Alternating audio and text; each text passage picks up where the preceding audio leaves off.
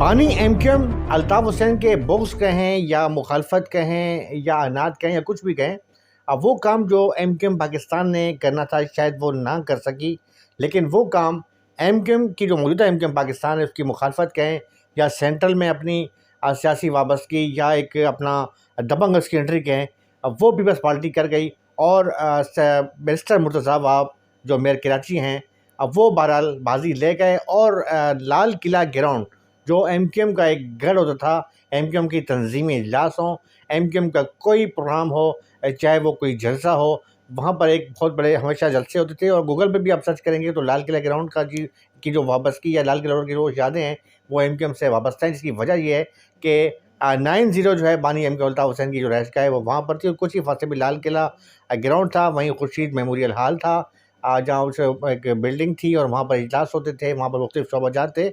वहाँ पर होना तो ये चाहिए था कि जब एमक्यूएम का दौर आया था और एमक्यूएम ने वज़ारतें ली थी तो शायद वफाक से फ़ंड हासिल करके सेंट्रल ख़ास तौर पे लाल किला ग्राउंड को ऐसा बनाते। और ये सुना भी था हमने कि जी वफाक से हम फ़ंड लेंगे और लाल किला ग्राउंड में जो है बड़ा अच्छा उसको बेहतरीन बनाएंगे, जना ग्राउंड में तरक्याती काम कर रहे थे, लेकिन वो नहीं हो सके। और वो काम जो है आज मुर्तज़ा वहाब बैरिस्टर जो है मेयर कराची, वो उन्होंने अंजाम दे दिया। और बहुत बड़ी बात है कि आप ये देख सकते हैं फुटेज कि ये उसी जगह की है कि जो लाल किला ग्राउंड जो है वो एमक्यूएम का एक मरकज़ माना जाता था। और जब भी कोई एमक्यूएम का इजलास होता था, बेगा जर्नलिस्ट हमने कई बार वहाँ पर कवर किया, हमें याद है कि जो है ईद जब आती थी, जो उसमें जो ईद से कुर्बानी की जो ईद होती थी उससे कबल जो है वहाँ पर जो है एक प्रोग्राम होता था जिसमें जो है खिताब होता था मुख्तलिफ शोबाजात का।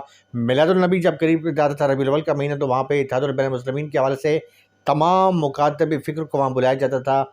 वहाँ पर जो है बानी एमक्यूएम का अल्ताफ़ हुसैन का एक खिताब होता था, टेलीफ़ोनिक खिताब। और वो खिताब जो है वो 5 मिनट, 10 मिनट, 15 मिनट नहीं बल्कि घंटों पर मुहित होता। और टीवी चैनल्स पर जो है बस हेलो की आवाज़ आती और कट, और वहाँ पर जो है शुरू हो जाता। वो एक एमक्यूएम का दबंग दौर था और बड़ा पावरफुल दौर था। तमाम चैनल्स जो हैं अब वो लाइव कट करने पर मजबूर होते थे या मजबूर करवा दिए जाते थे।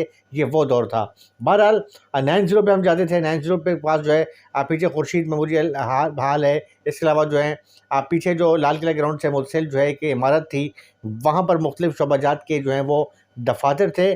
और एमक्यूएम के जो तमाम मिनिस्टर्स हैं उनको दिन उनके मुकर्रर किए हुए थे कि वो आकर अपने इलाके के लोगों की जो है वो मसाइल सुने। मज़े की बात हम बात करें, ज़रा मज़े वाली कराकरी सी बात करें कि भाई जब हम लोग बीट रिपोर्टर वहाँ पहुँचते थे तो उस वक्त जो है वहाँ पर एक उनकी कैंटीन होती थी। उस कैंटीन में जो है वो एमक्यूएम के जो जितने शोबाजात के लोग होते थे, चाहे वो तंजीमी हवाले से हों, चाहे वो मुहाफ़िज़ वहाँ पे हों, चाहे गार्ड्स हों, चाहे दफ्तरी काम अंजुम दे रहे हों, चाहे वो शोबा शोशात हो, तंजीमी सेटअप था, जितने भी लोग थे वहाँ उनकी कैंटीन होती थी। उस कैंटीन के अंदर मज़े-मज़े के खाने बनते थे, नाश्ता होता था और हमें पता होता था कि आज जनाब आज निहारी बनी है, आज अब वहाँ पर जो है वो आज चिकन का सरण है, आज आलू मटर हैं। तो वो हम वहाँ से सिर्फ़ एक छोटी-सी तो तंज़ीमी शोबा कमर मंसूर साहब या वहाँ पर साहब हमें कहते थे कि वहाँ से एक पर्ची मिल जाती थी। उस वक़्त गौरी साहब भी था और वक्कास जो है इसमें जहाँ बक हो गया था जब रईस ने यहाँ पर मुहासरा किया था 90 का, उसमें बड़ा मिलनसार, बड़ा बेहतरीन लड़का था। हमें आज भी याद आता है उसका एक शोबे खिताब जो खिताबत का जो एक तरीका था बड़ा प्यारा था, बहुत प्यारा नौजवान था। अल्लाह ताला उसे फ़ाला मक़ाम अता फ़रमाए। उसके साथ दीगर जो लोग थे तमाम शोबाजात के वो हमें बस एक पर्ची दी जाती थी कि यार वहाँ चले जाएँ और खा लें, और वहाँ जाके हम एक ग्रुप की शक्ल में जाते हैं और वहाँ पर जाकर खाना खाते हैं। अब तो जो एमक्यूएम की बीट बड़ी आसान हो गई है हैदराबाद, और कुछ रहनुमाओं ने अपनी एक जो है वो मीडिया सेल बना ली और अपने उनके एक गिर्द जो है वो कुछ खुशामदी लोग वो उनके गिरद किए हुए हैं और वाह-वाह करते रहते हैं और बस वो कहते हैं कि सबसे बड़े बीट रिपोर्टर हैं। वो उस दौर में याद है अखबार के लोग भी होते थे, टीवी के भी लोग होते थे। मैं आज जो जब आपको ये फुटेज दिखा रहा हूँ, ये बड़ी मतलब ये बड़ी हैरानकुन बात भी है और बड़ी आज का जो बड़ी दिलचस्प बात है कि अज़ीज़ाबाद का जो इलाका है, ख़ास तौर पे जब भी नाम आता है अज़ीज़ाबाद का तो क्या एमक्यूएम के साथ उसकी जो है ना यादें वाबस्ता हैं। और ये यादें जो वो यादें हैं कि जो ख़त्म नहीं की जा सकती, क्योंकि बानी एमक्यूएम अल्ताफ़ हुसैन का घर भी यहाँ पर था। इसके अलावा जो है यहाँ पर तंज़ीमी इजलास होते रहे, यहाँ पर एक बहुत बड़ा मज़बूत सेटअप था। और इतनी आप यूट्यूब पे आप सर्च करेंगे तो किसी भी एमक्यूएम की आप पुरानी तकरीब पर जब आप क्लिक करेंगे तो ऑटोमेटिकली आपको जो है ये 3 इलाके या 9-0 का नज़र आएगा, या खुर्शीद मेमोरियल हॉल है, या जिन्ना ग्राउंड है, या लाल किला। ये एमकेएम के बेहतरीन मरकज़ है। बिलावल हाउस जैसे कि पीपल्स पार्टी की शनाख्त बन चुका है। अगर हम रायवेंड रोड पे जो बात करते हैं, जो है उनका नवाज शरीफ साहब के जो रहायश का है वहाँ पर, वो एक शनाख्त बन चुकी है। हम इस्लामाबाद में जो है तहरीक इंसाफ की जो बात करते हैं तो वहाँ जो उनकी रहायश है इमरान खान साहब की, वो एक उनकी शनाख्त बन चुकी है। मंसूरा की बात करते हैं, जमात इस्लामी की शनाख्त है। बैतुल हमजा की हम बात करते थे तो आफाक अहमद जो मस्जिद कम्युनिटी के कायदे उनकी शनाख्त थी। तो इसी तरीके से 9-0 की जो शनाख्त है वो एमकेएम से लाजिम और मलजूम थी। लेकिन बहरहाल होना तो ये चाहिए था। वो मैं वही बात करूँगा दोबारा कि चूँकि 22 अगस्त के बाद जो है ये वाक़यात ऐसे हुए पे दर पे कि जो है वो मजबूरी बन चुकी थी, और ज़ाहिर है जहाँ पर मुल्क की सालमियत का मसला आया, बहुत सी बातें हुई। मैं उसकी डीप में नहीं जाऊँगा। मैं अक्सर कोशिश मेरी यही होती है कि मैं ज़्यादा डीप में नहीं जाता, तंज़ीमी मामलात होते हैं। लेकिन बहरहाल ये ज़रूर है कि ये मैं ज़रूर कहूँगा, आज मैंने वहाँ पर कई लोगों से सुना है कि जो वहाँ के अज़ीज़ाबाद के मकामी हैं, वो ये कह रहे हैं कि यार ये काम तो अगर एमक्यू पाकिस्तान करती तो बहुत बहुत बड़ी बात होती। वो कहते हैं कि कम से कम ठीक है, आपका बानी से तो इख्तिलाफ़ है, वो आपका वो राइट है जो आप इख्तिलाफ़ करें, लेकिन कम से कम ये जो इलाका है, इसकी गलियाँ, अब वो तो आपकी तंज़ीम से वाबस्ता हैं। आज गढ़ी खुदाबख्श या लाड़काना को जब हम जाते हैं तो वहाँ पर जो है वो उनके मज़ार है, ज़ुल्फ़िकार अली भुट्टो साहब का, बेनज़ीर भुट्टो साहब का, अमीर मुर्तज़ा भुट्टो का, शाहनवाज़ भुट्टो का, तो वो एक पीपल्स पार्टी से वाबस्ता हैं। वहाँ पे जलसे भी होते हैं। वहाँ शहीद भुट्टो का जलसा अलग होता है।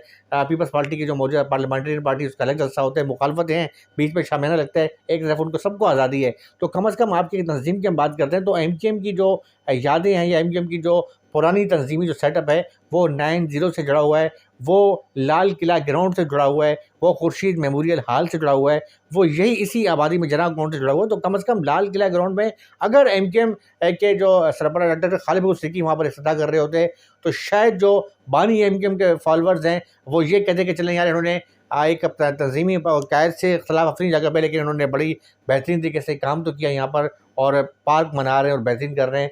ये भी हमने सुना था कि यहाँ पर ऐसी इतलात आई थी कि लाल किला का जो ग्राउंड है वहाँ पर जो है जो एमकेएम के जो शोहदा हैं उनके लिए कुछ किया जा रहा है, या उससे कुछ फ्लैट बनाएंगे या कुछ, वो तो खैर बातें हवा में ही होती हैं।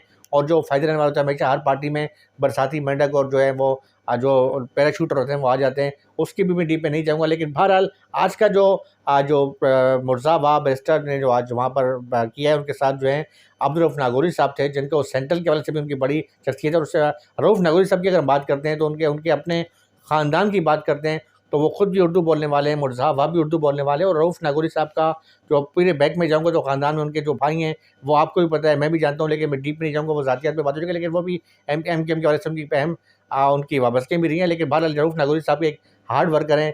पीपल यूथ के हवाले से उनकी बड़ी बड़ी सरगर्मी है, और सेंटर के इलाके में वो फोकस कर रहे हैं। और मेरे ख्याल पीपल्स पार्टी की पॉलिसी है कि वो उर्दू बोलने वालों को ज़्यादा से ज़्यादा जो है सेंटर के इलाके में इन करवा दिए, ताकि सेंट्रल का जो इलाका है वहाँ पर हम अपनी धाक बचाएँ। वो बात अलग है कि सेंट्रल में उनको टफ जो है टाइम दे रही है जमात इस्लामी और एमकेएम। देखिए एमकेएम का तो कोई इसमें कोई दो राय नहीं है कि सेंट्रल के इलाके में एमकेएम का मजबूत वोट बैंक है, जिससे काटना इतना आसान नहीं है, चाहे वो बानी एमकेएम के फॉलोअर्स हों या चाहे एमकेएम पाकिस्तान हो। सेकंड में हम आते हैं जमात इस्लामी का भी एक अपना वोट बैंक है। तहरीक इंसाफ ने भी बढ़ाने की कोशिश की, कुछ हद तक उनका भी होगा, तो इतना आसान टारगेट नहीं है।